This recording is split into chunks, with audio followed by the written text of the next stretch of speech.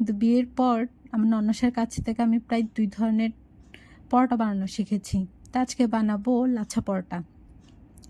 কাইটা আমি আগেই বানিয়ে রেখেছিলাম, যদিও সেটা ভিডিও করা হয় নাই।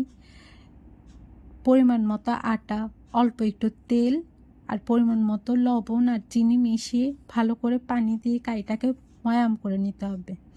অনেকে বলে অল্প অল্প করে পানি মিশিয়ে কাইটা মাখতে, কিন্তু আমার কেন জানি সেই কাইটা অনেক শক্ত হয়ে যায়। তাই আমি কি করি, প্রথমেই ভালো পরিমাণ পানি দিয়ে কাই করে নিই। যদি পরে পানি লাগে তাহলে সেটা অ্যাড করি। এতে কাইটা অনেকটা সফট হয়। এই তো, এরপর রুটির মতো বেলে নিব। বেলে এরপর অল্প একটু তেল দিয়ে সেটা ভালো মতো রুটির উপরে ছড়িয়ে দেব।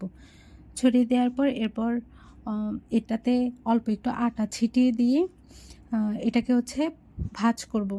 যে ঠিক যেমন ছোটোবেলায় আমরা কাগজ দিয়ে পাখা বানাতাম, সেভাবে এপাশ ওপাশ করে চেপে চেপে ভাঁজটা করে নেব। আর এদিকে আমার মেয়ে হাতের কাছে যা পাচ্ছে সব ফেলে দিচ্ছে। মানে আমরা তো কাজ করতেছি, তাকে তো কে অ্যাটেনশন দিচ্ছি না, আর তাই সে সব কিছু ফেলে দিচ্ছে, যাতে আমরা এই সুবাদে হলো তার দিকে একটু তাকাতে পারি।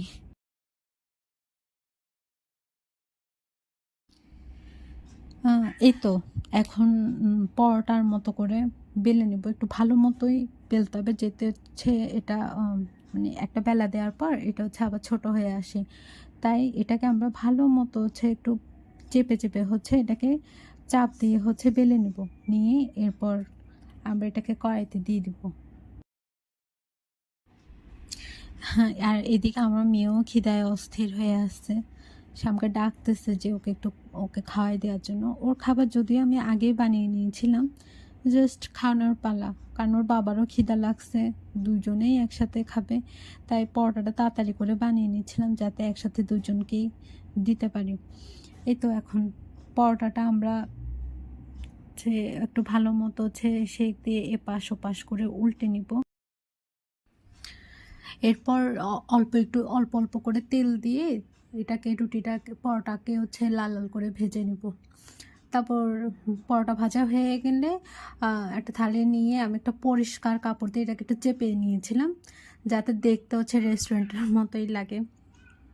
তো এই আজকে আমার পরোটা বানানো। যদি আপনাদের ভালো লাগে অবশ্যই আমাকে জানাবেন, আর আপনারাও শেয়ার করতে পারেন আজকে বন্ধের দিনে আপনারা কে কী নাস্তা করলেন।